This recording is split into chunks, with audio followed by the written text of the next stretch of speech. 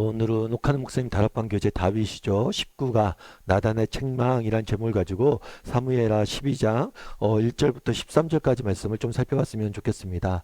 먼저 서론 말씀 같이 한번 읽어볼까요? 무서운 죄를 범하여 절망의 늪에 빠져버린 다윗에게 하나님은 긍휼을 베푸신다. 즉 나단 선지자를 보내셔서 죄를 깨닫게 하시고 회개할 수 있는 기회와 회복할 수 있는 은총을 베풀어 주신다. 그래서 오늘의 본문은 회개하는 다윗에게 초점을 맞추었다기보다는 진노 중에도 긍휼을 잊지 않으시는 자비로우신 하나님께 그 초점을 맞추고 있다. 나단 선지자는 다윗의 죄악을 지적하기 위해 비유를 사용하고 있는데, 이 비유는 다윗으로 하여금 보잘것없을 때에 그를 높이신 하나님을 기억하게 하고 이제 높아진 그가 하나님을 무시한 역설적인 현실을 예리하게 지적하고 있다. 네.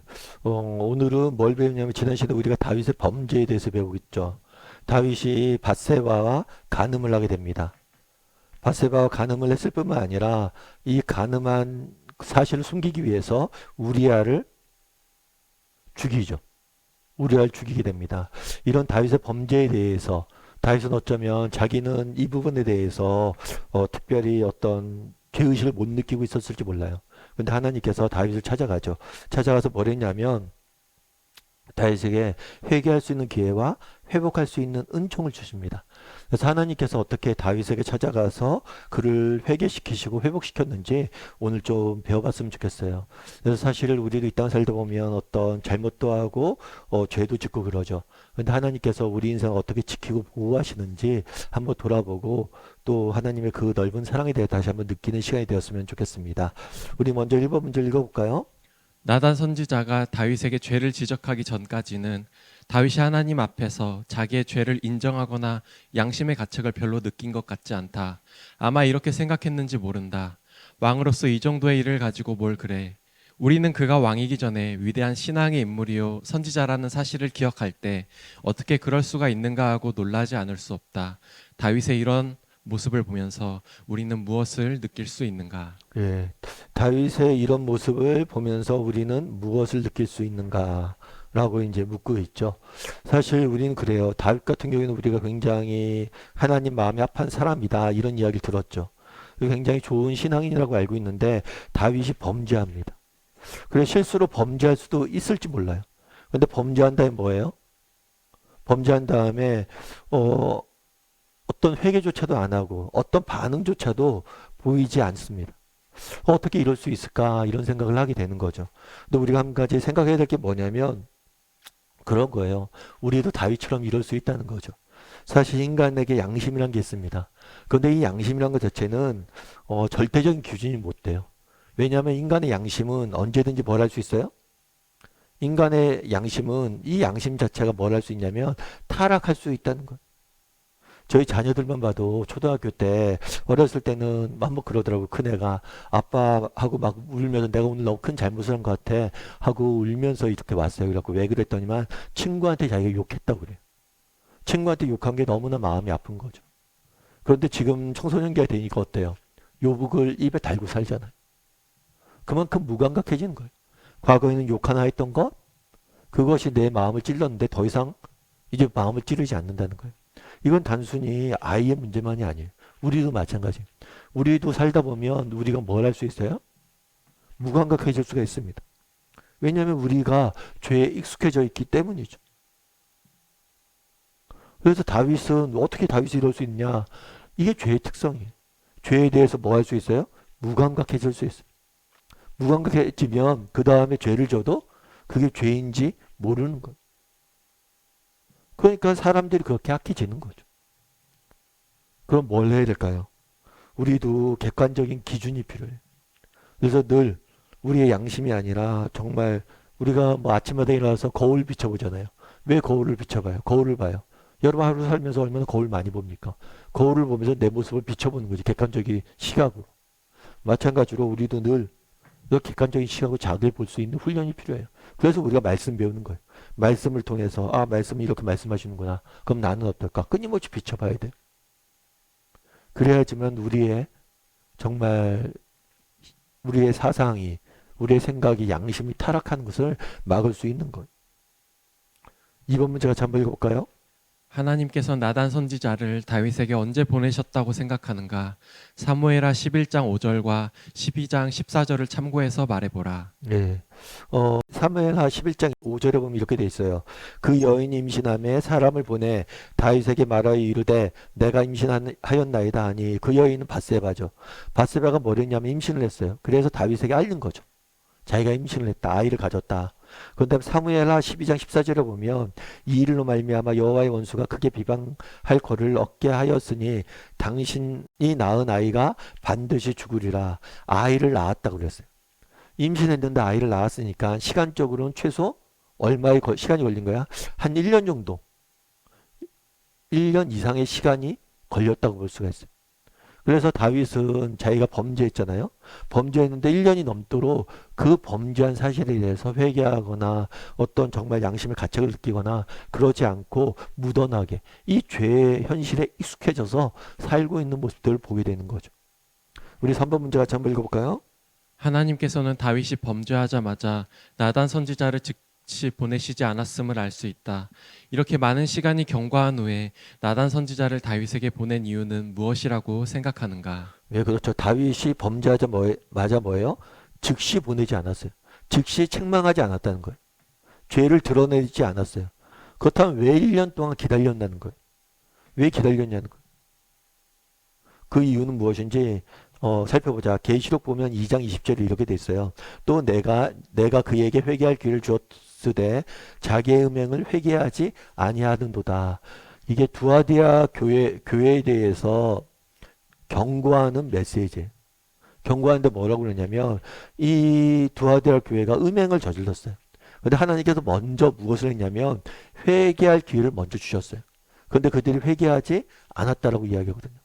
하나님께서는 우리가 범죄했을 때 바로바로 우리를 책망하고 우리를 벌하시는 분이 아니세요.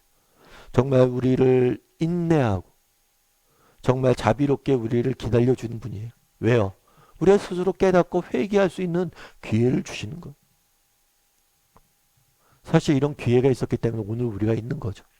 여러분 정말 정직히 해서 하나님께서 이 세상의 모든 악을 모든 죄인들을 오늘 밤에 당장 다 죽이겠다 라고 이야기하신다면 결정하신다면 우리 중에 과연 살아남을 수 있는 사람 몇 명이나 있을까요? 정말 이번 주일날 제가 여러분 앞에 서서 강단에서 설교할 수 있을까요? 오늘 밤에 정말 악인을 다 없앤다 그러면? 쉽지 않아요. 정말 하나님께서는 우리에 대해서 지금도 늘 용납하고 계신 거예요.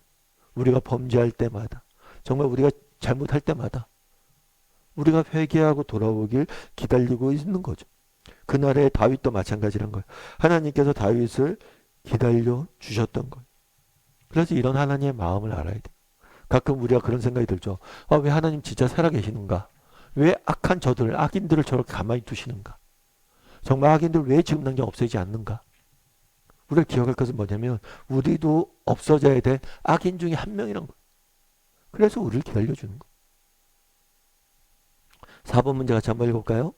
나단이 왕에게 이야기해야 한 비유의 내용을 간단히 정리하라. 나단이 다윗에게 와서 먼저 뭘 하냐면 너가 이런 죄를 졌다 라고 이야기하지 않아요. 비유를 먼저 이야기합니다. 그럼 비유가 어떤 내용인지 한번 살펴보죠. 여호와께서 나단을 보냈어요. 다윗에게. 그리고 나단이 하나님의 말씀을 전하는 거죠. 이르되 뭐라고 얘기했냐면 한 성읍에 두 사람이 있어요. 두 사람이 있는데 한 사람은 뭐예요? 부하고 한 사람은 가난해요. 근데 이 부한 사람이 양과 소가 심이 많아요. 그런데 가난한 사람은 아무것도 없고 자기가 사서 기르는 작은 암양 새끼 한 마리가 있을 뿐이에요. 그래서 그 암양 새끼는 그와 그의 자식과 함께 자라며 그가 먹는 것을 먹으며 그의 잔으로 마시며 그의 품에 누움으로 그에게 딸처럼 되었거늘. 여러분 생각해 보세요. 정말 가난해요. 가난한데 집에 암양 새끼 한 마리밖에 없어요. 그게 얼마나 귀하겠어요. 자신의 전 재산이잖아요. 뭐 부유한 사람들이 양들이 많을 거 아니에요. 그런데 난 한 마리밖에 없어요. 그게 얼마나 귀해요. 정말 우리 집에 쌀이 한 가마니밖에 없어요. 그거 정말 아껴 먹고 얼마나 귀해요. 그런데 어떤 일이 있었냐면 어떤 행인이 부자에게 찾아왔습니다. 그럼 그 당시엔 이런 행인들을 대접하는 문화가 있었어요. 그런데 이 행인에게 자기의 양과 소를 아껴 잡지 아니하고 뭐 했다고요? 가난한 사람의 양 새끼를 빼앗아서 그 행인을 대접했다 이렇게 이야기하고 있는 거예요. 특별히 이 빼앗다라는 단어는 어떤 단어냐면 다윗이 밧세바를 취할 때 썼던 단어랑 똑같은 단어예요. 그래서 의도적으로 사실은 연결짓고 있는 거죠. 그래서 비유를 통해서 먼저 말씀하신 거예요. 그럼 이 비유에서 가리키는 부한 사람과 가난한 자가 누구냐는 거죠. 우리 5번 문제 같이 한번 읽어볼까요? 비유에 나오는 부한 자, 가난한 자, 양과 소, 암양 새끼는 각각 무엇을 가리키는 말인가? 부한 자는 누구겠어요? 다윗이죠. 다윗이 그때 어땠어요? 정말 아내와 정말 소와 양, 그러니까 아내와 그러니까 왕비와 후궁이 다윗이 많았잖아요.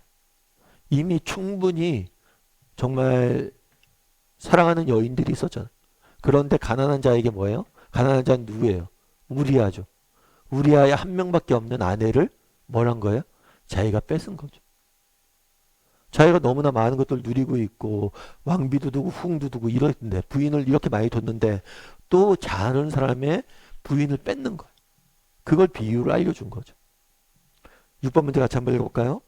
하나님께서 나단 선지자를 통하여 다윗의 죄를 단도직입적으로 지적하지 않으시고 비유를 통해서 지적하신 이유가 무엇인지 5절과 6절을 가지고 설명하라. 예, 비유를 딱 듣습니다. 비유를 들은 다음에 다윗이 뭐하냐면 분노해요.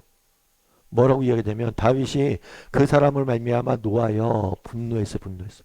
이 이야기를 듣고 분노했어요. 아마 이 이야기가 지어낸 이야기가 아니라 자신의 나라에서 일어난 실제적인 이야기라고 생각했던 것 같아요. 분노했어요. 분노하고 뭐라고 얘기했냐면 여호와의 살아계심을 두고 맹세하노니 이 일을 행한 사람은 마땅히 죽어야 된다. 그러니까 실제로 율법에 보면 뭐라고 돼 있냐면 다른 사람의 물건을 뺐잖아요. 그럼 4배를 배상을 해야 돼. 그건 다윗이 뭐라고 얘기하는 거예요?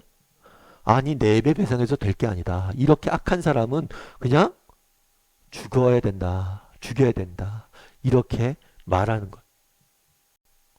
그러니까 죽여야 된다. 이 사람을 죽이고 또 4배 배상까지 해야 된다. 이렇게 다윗은 말하고 있는 거죠.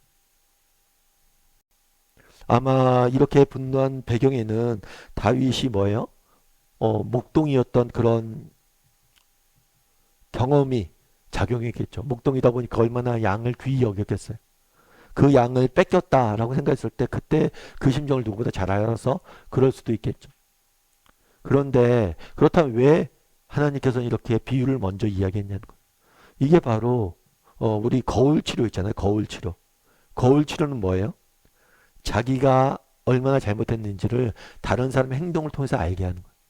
이 비유를 통해서 보라는 거예요. 너 자신을 보라는 거예요. 다윗이 분노했잖아요. 이 사람 죽여서 마땅해야 된다. 근데 그 죽여서 마땅한 죄를 누가 범했다는 거예요? 네가 범했다는 거예요. 그래서 거울치로 객관화할 수 있게 본 거예요. 객관적으로 한번 생각해 보라는 거예요. 너의 잘못을 객관적으로 생각해 보라는 거예요. 우리 7번 문제 같이 한번 읽어볼까요? 자신의 끔찍한 죄에 대해서는 민망할 정도로 관용하고 타인의 잘못에 대해서는 노발대발하며 죽이라고 흥분하는 다윗을 보면서 당신은 어떤 생각을 하게 되는가? 예. 내로남불이라는 단어를 아시죠? 내가 하면 로맨스, 남이 하면 불륜. 인간은 자신에 대해서 한없이 관대합니다. 그리고 타인에 대해서는 굉장히 잔혹해요. 타인의 잘못에 대해서 우리는 분명히 지적할 뿐만 아니라 다윗도 그러잖아. 딴 사람 잘못했다니까 4배 갖고 죽여야 된다 걔. 굉장히 단호하고 엄격하고 때로는 잔혹합니다. 그는 나에 대해서는 어때요? 나에 대해서는 관대하죠. 나는 그럴 수 있지. 이렇게 생각을 하는 거. 따라서 그날의 다윗이 이렇게 흥분하잖아요. 그런데 이 모습이 뭐 할 수 있어요? 우리의 모습도 될 수 있다는 거. 우리도 다른 사람에 대해서 분명히 얘기하죠. 이게 잘못했다, 저게 잘못했다 이야기하지만 정작 자신의 잘못에 대해서는 뭐예요? 보지 못하고 정말 자기의 자식의 잘못에 대해서는 객관적으로 판단하지 못하는 거. 그런 경우들이 많다는 거. 그래서 우리는 어떠냐는 거. 한번 이야기해 보세요. 우리에겐 이런 모습이 없는지. 우리가 일상생활에서도 이런 것들에 대해서 잘 뭐 경험할 수 있죠. 그래서 뭐 누군가 잘못하면 저 부모는 왜 저래? 애를 어떻게 키웠길래 저래? 이렇게 쉽게 판단하고 내부 사정도 모르고. 그래서 우리가 정말 다른 사람에 대해서 잔혹할 수 있고 자신에 대해서 우리는 너무 관대할 수 있다는 거예요. 근데 사실은 반대가 돼야 되죠. 어떻게 돼요? 다른 사람에 대해서는 관대하고 자신에 대해서는 단호해야 돼. 그래야지만 의도적으로 그렇게 해야지만 균형을 맞출 수 있는 거예요. 그래서 우리는 다윗과 같은 사람은 아닌지 여기서 한번 얘기해 보세요. 다윗이 이렇게 다른 사람에 대해서는 단호하게 이렇게 이야기하면서 정작 자신의 것을 못 본 것처럼 우리도 타인에 대해서는 단호하면서 정작 나에 대해서는 관대한 사람은 아닌지 한번 점검해 보면 좋을 것 같아요. 8번 문제도 같이 한번 읽어볼까요? 다윗이 범죄한 근본 동기를 9절에서는 여호와의 말씀을 업신여기고 10절에서는 나 하나님을 업신여기고라고 했는데 죄를 범하는 행동이 왜 하나님을 멸시하는 일인지 그 이유를 말하라. 그러니까 뭐냐면 네가 우리아에게 범죄했다라고 이야기하지 않아요. 물론 우리한테 범죄한 게 사실입니다. 그런데 네가 나쁜 짓 한 게 사실이에요. 그런데 그걸 넘어서 하나님 그리고 하나님 말씀을 업신여기고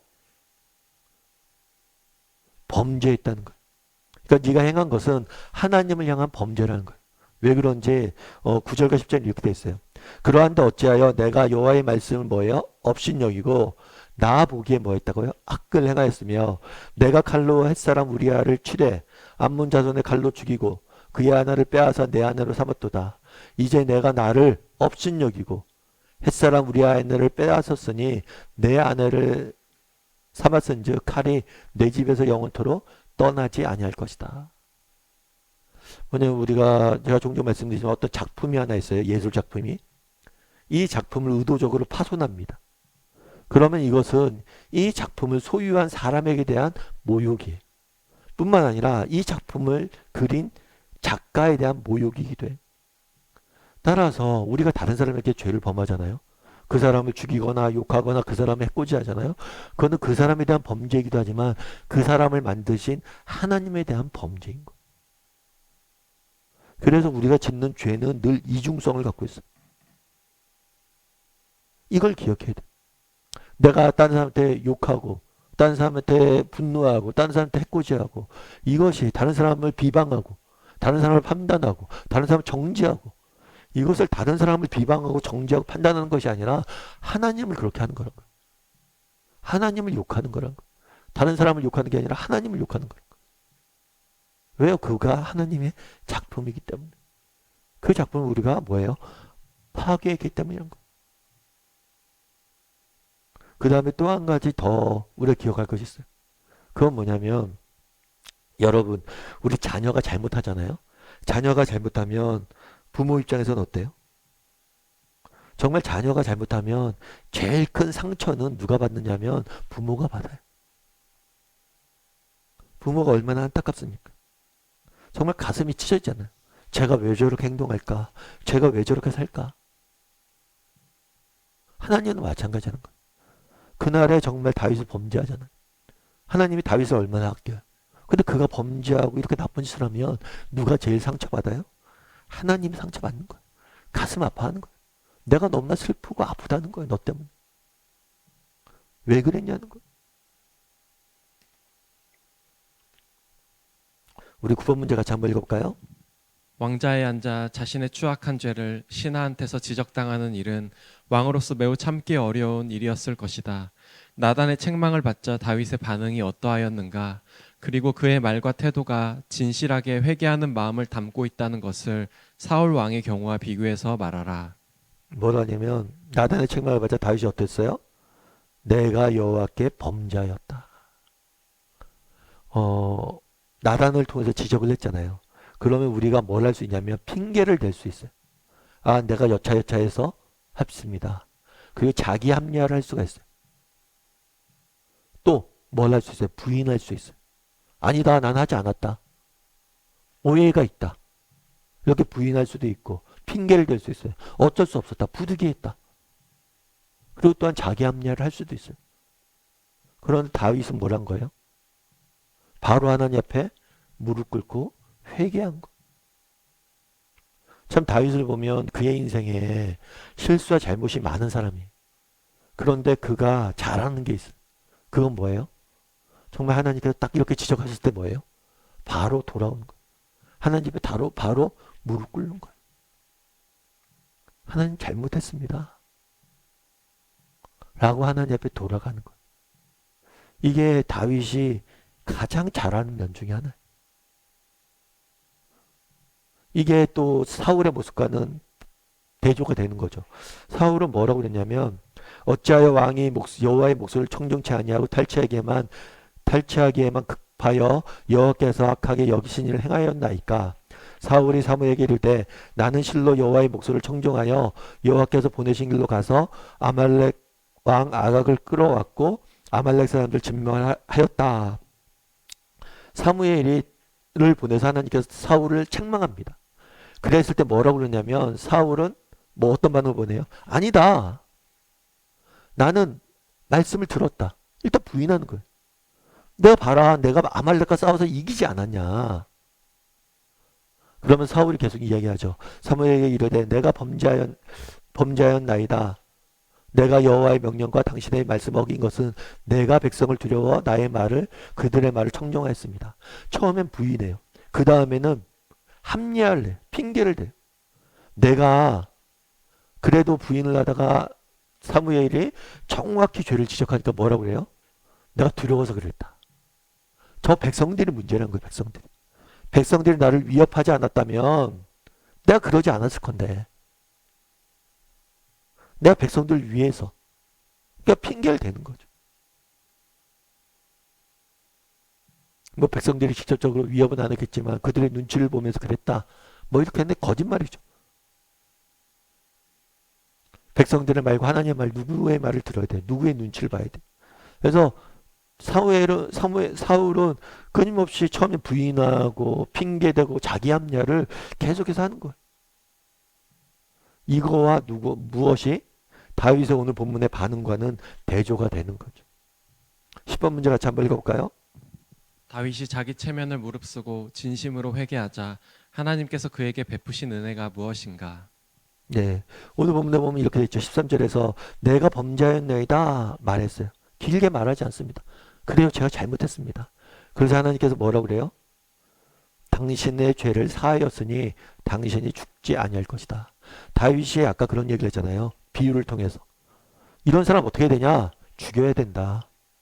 죽여야 한다. 이렇게 말했어요. 그런데 이제 이야기하는 거죠.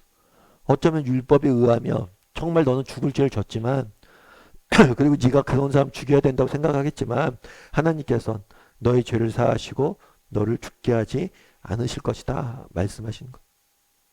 그래서 우리가 늘 기억해야 될 것이 있어요. 그건 뭐냐면 하나님의 은혜예요. 은혜.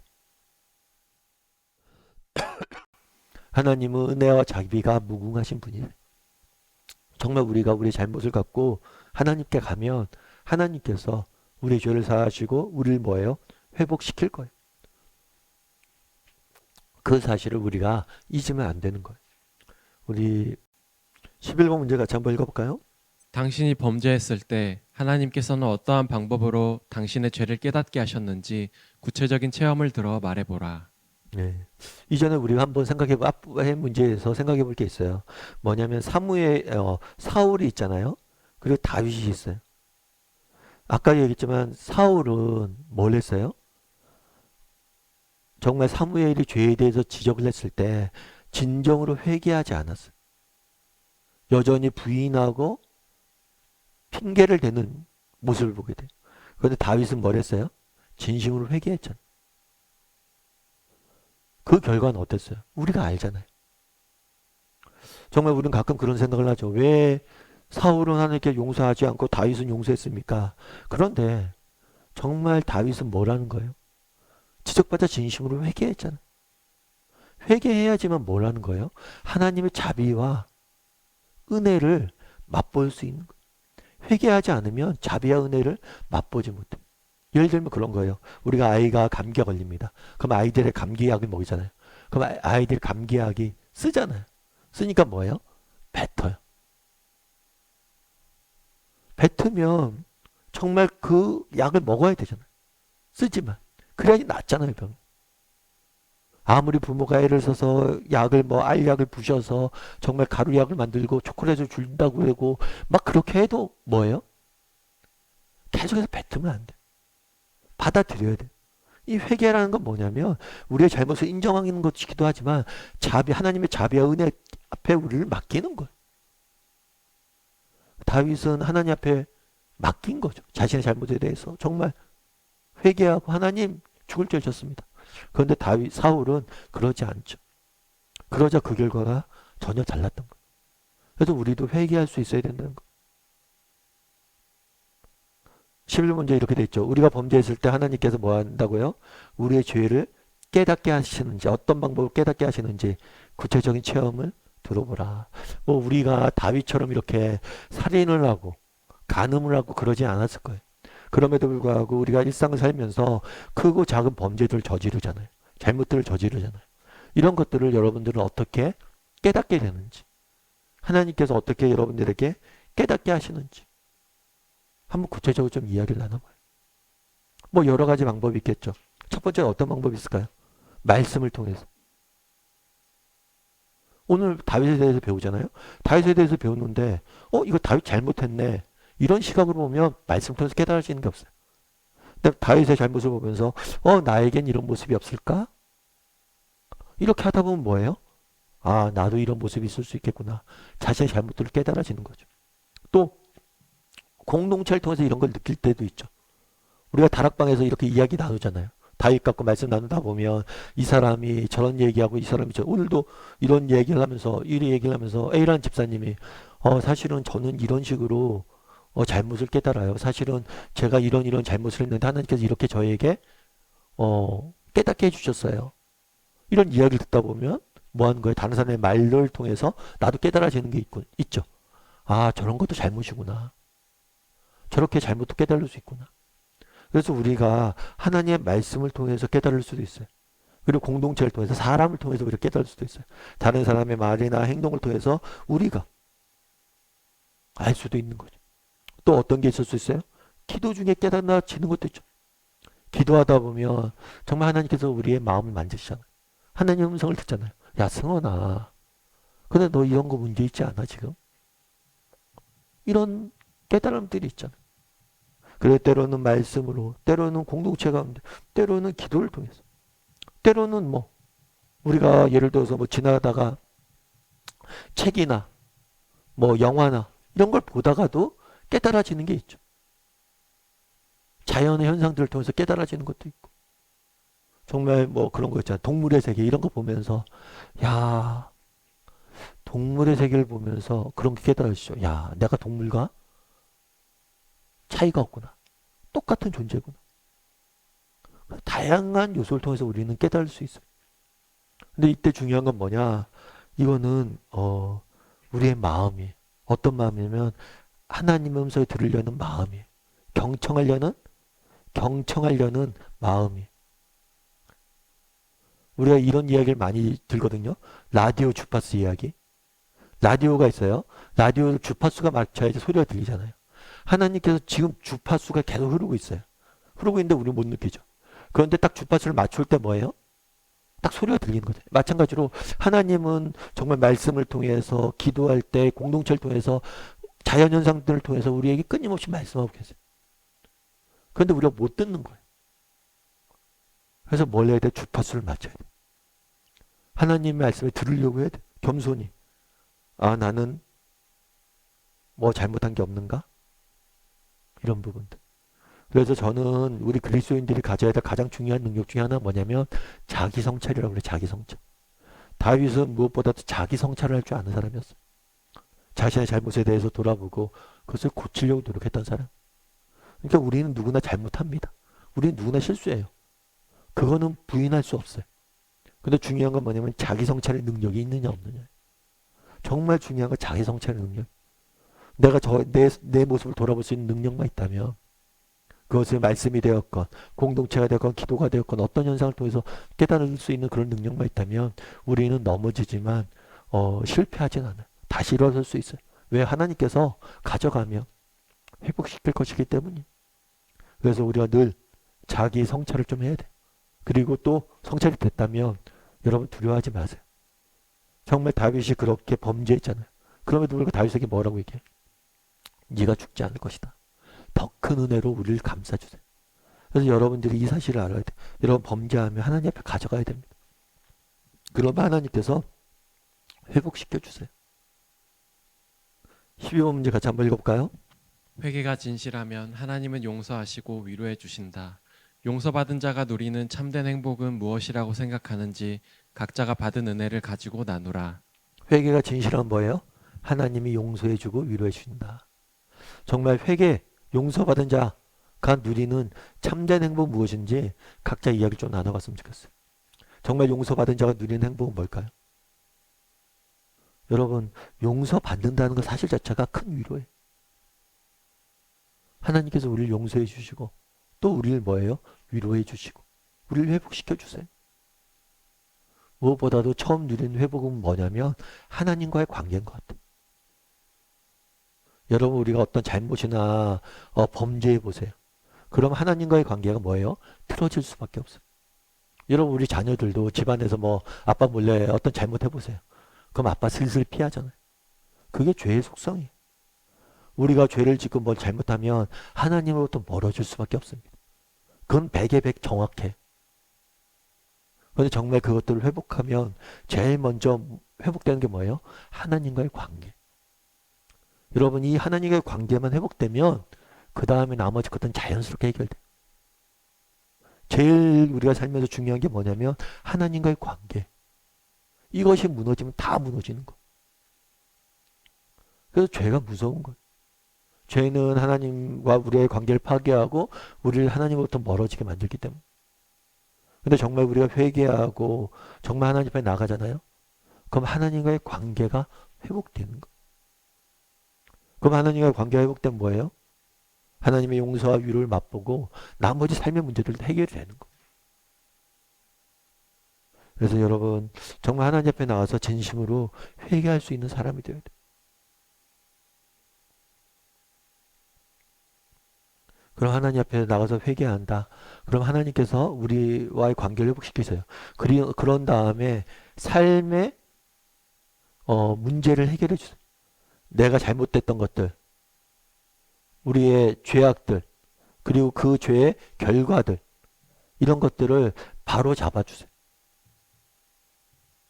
그런데 이것들을 바로 잡기 위해서는 뭐가 먼저 필요해요? 하나님과 관계 회복이 먼저 필요해요. 왜냐하면 우리의 힘으로, 우리의 능력으로 이런 것들을 바로 잡을 수가 없어요. 죄와 싸워서 이길 수가 없어요. 그래서 하나님과의 관계가 회복되어야지만 이런 부분들을 우리가 이길 수 있는 거. 그래서 우리가 할 수 있는 건 뭐냐? 하나님께로 가는 거예요. 그럼 하나님이 우리를 회복시키시고 우리의 능력 주셔서 이런 것들을 죄와 이런 잘못들을 극복하고 이겨내고 바꿔갈 수 있고 회복할 수 있는 겁니다. 그런 믿음을 가지고 또 하루 살아가는 저나 여러분이 되기를 주님의 이름으로 소원하고 또 이번 한 주간 또 오늘 다락방 교제를 통해서 나눈 내용들을 같이 좀 이야기를 나누고 그렇게 지냈으면 좋겠습니다.